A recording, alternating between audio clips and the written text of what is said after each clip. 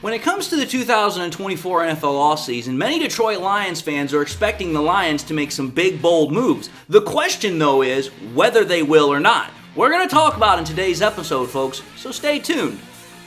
We used to be a team no one respected. We used to be a team no one feared. That was then. This is now. First victory of the year on the line. Goff's got it. Back, looks, throws, end zone. Yes! Caught! You know who we are. 10, 5, end zone. Touchdown, Detroit Lions. And you know where to find us. We won't be far. We'll be on your front porch waiting for you. We are the New Era Lions. And we are driven by Detroit. Hello, everyone, and welcome back to yet another episode of MCM Motor City Mania. I'm your host, David T. Pike, and with that, we're diving in. But before we do so, again, just want to say a quick thank you to all my loyal fans and subscribers and to all those that are tuning in for the very first time. You all are absolutely amazing people, and I'm thankful for each and every one of you. Hope you all are having a great day. God bless, and let's get into it. So, here's the thing, folks. I can say this with absolute certainty because I've heard it from multiple people that have been on my show as far as you leaving comments. I've heard it on Facebook. I've heard it on Twitter. I've heard it virtually damn near everywhere I can, get access to. This is an offseason that for a lot of Lions fans, there's a lot of excitement. There's a lot of anticipation. There's a lot of anxiety. Not bad anxiety, but good anxiety. A lot of Lions fans are really curious. They're really wondering what the Lions are going to do this offseason. And let's be fair and honest here. There's a good reason why we are thinking that. There's a good reason why we're feeling that. Because you have to understand what the Lions have been able to accomplish this last year and what it truly means going into this offseason. We just won our first division title in 30 years. We just got to the NFC Conference Championship game for the first time in 30 years. We won 2 home playoff games for the first time since 1957. It's like, dude, the Lions have a lot of good things going for them, and it's like, hey, this offseason, we have the chance to not only maintain that success, but we have the ability to further, expand upon that success. So for a lot of Lions fans, this offseason is of absolute paramount high importance to be like, okay, what do we do? How do we continue to grow? How do we continue to maintain the success and, further expand upon that success that we've already had? Which then leads us into the main body of what everybody keeps asking. What are the Lions going to do? Specifically, Brad Holmes and Dan Campbell. Now, I'm going to tell you this right now. Depending upon what Lions fan you may or may not talk to, you're going to get an answer that varies very, very wildly. Some Lions fans are going to be like, well, we can't go too crazy, we can't go too over the top, we can't do anything that lavishly. We have to maintain what we've been doing. Others will say, no, this is the perfect time. We have to go out and we have to get big, we have to get bold, we have to go out and we have to get some really, really good talent if we want to actually make this team where we want it to be. And again, like I said, the varying scope, the varying breadth of opinions is very vast. But I'm going to tell you this right now. The one opinion that at the end of the day only matters is what Brad Holmes and Dan Campbell are thinking. Those are the two guys that are ultimately going to be making the decisions. I know some people are going to say, well, David, it's Sheila's team. I understand it's Sheila's team. But Sheila is putting 100% total faith and trust in what those two men are doing because they have proven that she can put that trust in them. So whatever those two decide is what the Lions are going to do. Now, here's what I can honestly say. When we come to this offseason, the primary focus that most everybody has when it comes to the Detroit Lions is how do we improve or fix the damn defense? Because the offense is not needing a makeover. The offense is not needing a facelift. The offense is not needing some sort of infusion of talent. For about, I would say, 90 to 95% of the offense, it is set. There are a couple of concerns about the interior offensive line, and I understand those concerns. But I've already can tell you this. Brad Holmes has stated he's not going to let the offensive line go to, whatever because of trying to fix the rest of the team. He has already stated that the offensive line will continue to be maintained and the offensive line is going to be fine. And I truly 100% believe that Brad Holmes is going to make sure that the offensive line is set. So I'm not too worried about the offensive line. The defense is the real reason why a lot of Lions fans are concerned because it's like, listen, If we don't fix the defense, if the defense does not get better, we are never, ever, ever going to reach our ultimate goal, which is to get and win a Super Bowl. It's like, listen, we can score points with the best of them. We put 31 points on the damn 49ers in the conference championship game. Scoring points is not the problem. The problem is stopping opposing teams from scoring points. So it's like, okay, how do we get that defense better? How do we get it to a point where it can actually compete with the big dogs and we don't have to worry about getting into shootouts all the damn time?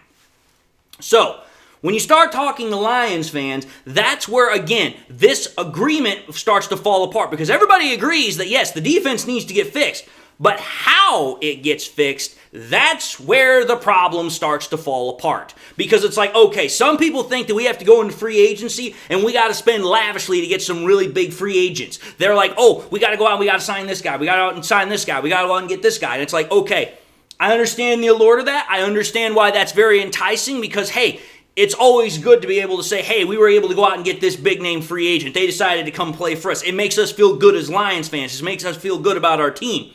So that's one possible way that the Lions could do it. Another way is that some people are saying, well, maybe you have to go out and you have to trade for somebody that's not necessarily available on the free agent market, but you still have to go out and you have to get them because they could be that final piece that could really make this team something special. Okay, that's another possible way to do it. And then there are people that say, well, you should probably go through the draft and you should probably go up and you probably should trade to get somebody in the draft that's a really, really special draft pick. Okay, that's another possibility. But I'm going to tell you this right now. The two positions that most Lions fans agree on the defense and need to get upgraded or fixed are cornerback and edge rusher. I'm going to tell you this right now. Cornerback is one of those positions that is a very, very tricky one to try and figure out because cornerback is one of those that's like quarterback. It can hit or miss quite very much a lot because you have no idea if that player is going to be good or bad. You can't really figure it out until they actually get out on the field per se because, hey, they might have done great in college, but they're not necessarily going to do great in the NFL. Edge rusher, maybe not so much. But edge rusher, again, because of the demand to have a really great edge rusher in the NFL, that now means that you have to spend a lot of money to make sure that they can come and play for you. Because it's like, listen, you're not going to get away with spending maybe $10 million for an edge rusher. No, you're going to be spending about double, if not triple that nowadays. It's going to start costing a lot of money. So it's like, listen, because of the type of nature of the league that we're in, which is a pass-happy league, edge rusher and cornerback are becoming a very, very high price tag positions. So it's like, okay, if you're going to talk about those positions, you better know what you're going to do because if you screw them up, it could screw you up long term. Now, here's why I'm saying what I'm saying. There are people out there that have said, oh, well, for, the Lions, what they should do is they should go out into free agency, like I said, and they should get some big-name free agents. They should go out and they should get, maybe a Khalil Mack. Maybe they should go and get a Joey Bosa and trade for them. Maybe, you should trade for Marshawn Lattimore or L'Jarius Sneed. Or you go into the free agency pool and maybe you go and get a Jalen Johnson or a Brian Burns or, a Chris Jones or a Christian Wilkins. They're wanting to go out and they're wanting to get these big-time free agents or, go out and trade for these guys and spend out on the farm, spend through the nose, go for broke to get these guys. So that's where some of this argument is coming from. The other part of the argument, like I said, is somebody is saying, oh, well, we want to go out and we want to trade and we want to get some of these like top name free, rookies, maybe like a Nate Wiggins or a Kool-Aid McKinstry or a Jared Verse. However, it is my wholehearted belief, it is my wholehearted opinion that the Lions are not going to go crazy this offseason by making splashes or making crazy trades. I don't see how that is a possibility for the Lions. And the reason why I don't think it's a possibility is because of who Brad Holmes and Dan Campbell are. And I know that for some Lions fans, that is an absolutely infuriating thing to say. It absolutely gets under their skin and it makes them absolutely go nuts and crazy. Because it's like, how dare you say that the Lions are not going to go out and they're not going to make some splashes? Because it's like, we've got all this money. We've got these resources. Why not use them? But again, folks, I understand exactly what I'm saying here. And I understand it's not exactly what some people want to hear. But we have to understand who Brad Holmes and Dan Campbell are and how they have taken over this organization and they've made it into what they have. Think about it. Ever since Holmes and Campbell have taken over, they have never, ever once gone off the deep end and decided to get crazy by acquiring big-time players. The closest that they ever did to doing that was when they traded Matthew Stafford to the Rams and got Jared Goff and those bevy of picks, which, let's be fair and honest here, the Lions kind of had to do that because Stafford said he wanted out. So at that point, it was up to Brad Holmes and Dan Campbell to find the best possible deal for the Lions, while at the same time making sure Matthew Stafford was satisfied. It wasn't like the Lions just said, well, we don't want Stafford anymore, we're just going to go out and we're going to get somebody else. It was like, hey, Stafford said he wants out. Okay, now we're going to find the next best possible player that we can get, which in Jared Goff, they got a guy that I think is either on the same level as Stafford or maybe a little bit better as far as a fit for the team, and they got a whole bunch of picks out of the deal. So it's like, okay, there's that. But other than that, the Lions really haven't done anything about, oh, well, we're going to make a big swing for the trade fence, a big swing for the fence trade. That's not something that the Lions have done. And then when you think about this, the Lions had all those draft picks. They had 2 extra first-round picks, and they had a third-round pick that they got from the Rams. The Lions could, in theory, have taken those picks, and they could have gone out and acquired some big-name, target in a trade and said, hey, we're going to use these picks, and we're going to get a big-name free agent or a big-name target from somebody else's team, and we're going to bring them in. But the Lions didn't do that either. They said, no, we're going to take these picks, and we're going to build through the draft, which I believe was the smart decision to do. Because it's like, listen, the type of acquisitions that I'm hearing from some Lions fans, that's the old way that the Lions used to do it. They're like, hey, we're gonna overpay for these free agents. We're gonna go out and we're gonna make for these crazy swing for the fence trades, whatever the case might be. And it's like, listen, how often did that really work for the Lions? Almost virtually never.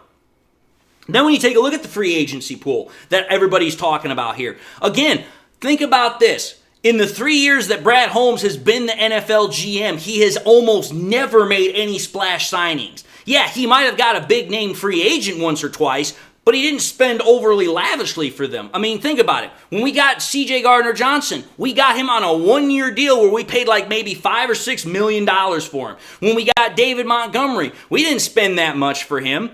In fact, if you realistically think about it, the largest free agent contract that Brad Holmes has ever handed out was to Cameron Sutton, which was a 3-year, $33 million deal. That's nothing. So if you think about it, in the 3 years that Brad Holmes has been the GM of the Detroit Lions, he has never ever once gone swinging for the fences to try and spend lavishly on free agents. Now, I know some are going to say, but David, Brad Holmes has never had the money, the cap space that he has right now. I mean, he's got cap space, coming out of his ears. And it's like, okay, I understand what you're saying, but also understand this. I sincerely doubt that now Brad Holmes has it that he's going to go crazy spending, because that again just does not make any sense to what Brad Holmes and Dan Campbell are about. Because again, Brad Holmes and Dan Campbell have also stated that they believe in their process. And what is their process? Their process is to make smart player acquisitions by also giving fiscally smart contracts. They're not going to go out and hand out like freaking $100 million contracts to just anybody. They're not going to do that.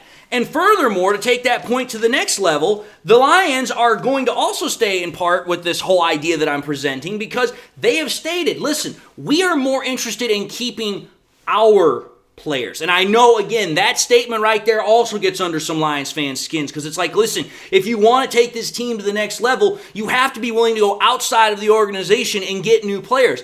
Understand what I'm saying, though, by our guys, our players, like what Brad Holmes and Dan Campbell are saying. They're not necessarily saying that they're not going to go out and get new guys. They're not saying that they don't want to go out and find new talent. But they have to fit the ideology. They have to fit the whole narrative that this team is about. They have to have that grit personification that Brad Holmes and Dan Campbell have built into this team. The Lions are not just going to go out and sign anybody just because, hey, they're a talented guy. Let's understand something here. If you've made it to the NFL, you've got talent. You have to have talent to get to the NFL. So it's like, listen, talent is not the main priority about why a guy is going to be coming to the Detroit Lions. It's about the other qualities that they have. Are they a hard worker? Are they a team player? Are they going to show up and do their job and not complain? These are all things that we've heard Dan Campbell and Brad Holmes say in the past. Which, here's the thing, if you're going to be a team player, you know what that means? It means you're most likely also going to have to take less money than what you think you're worth. Because it's like, listen, if you're going to be a team player for the Detroit Lions, you have to do what is good for the rest of the team, not necessarily what is best for yourself always. And let's understand something here. Take the NFL out of the equation, just human nature and what it is. Most humans are very greedy. Most humans are not willing to give up what they think is theirs. And when you're talking about millionaires who ever since they were in college have been pretty much been told, hey, you're the greatest, or hey, we think you're one of the best, blah, blah, blah, blah, blah. That's hard for some people to decide to say, yeah, I'm going to take less money so that way I can get other people onto the team. I'm not saying it's everybody. But again, when you're dealing with these super high priced type, these guys that have a lot of personality to them, it's kind of hard to get guys to say, hey, I'm willing to take less money to come and play for a team because they are more about a team culture. They are more about a team identity rather than just bringing in the highest price player that they can get their hands on. That's why I'm saying I don't think that the Lions are not going to go out and get guys in free agency. I just don't think they're going to go out and, spend willy-nilly and go for broke. I just don't see that happening. I see them going out and I see them getting some good pieces in free agency. And what those pieces are most likely going to do is they're going to fill some starting spots, maybe. But most of it's going to be to effectively add more depth to the team, more competition. Because again, Dan Campbell has stated, listen, we are all about adding depth. We like having depth to this team rather than just having the best, 22 stars that we can put out there. It's like, listen, we also want to have depth on this squad. So in my honest opinion, I think the Lions are going to use the free agency period to make smart acquisitions, good acquisitions, and then what they're going to do is they're then going to go to the draft and they're going to get the players that they want. They're going to get their guys, the guys that truly fit what they believe. That's what I think they're going to do. But anyway, folks, I know this might come upsetting to some people, but I believe it to be the truth. I'd like to hear what you guys think respectfully. But with that having been said, I'm going to end the episode and say thank you all for watching another episode of MCM Motor City Mania. If you like what you saw, please by all means like, comment, and subscribe to the channel. If you subscribed in the past, forgot to do so at the time, or you just subscribed and not had a chance to do so, again, please subscribe. It really helps out my channel. I also encourage y'all, please, to make sure you hit that bell notification icon at the bottom after you subscribe so that way you never miss any more content that I push out. Please also share this content with your Lions friends and family members. Share it here on YouTube, share it on Twitter, share it on Facebook, share it anywhere and everywhere you can with everybody and anybody that you can. The more we share it, the greater the channel spreads, the greater the channel does. And with that being said, again, I hope everybody's having a great day. I hope you all enjoyed the content. And with that, God bless. Hope you all having a great day. And until the next time we meet, I'll see you all in the next episode.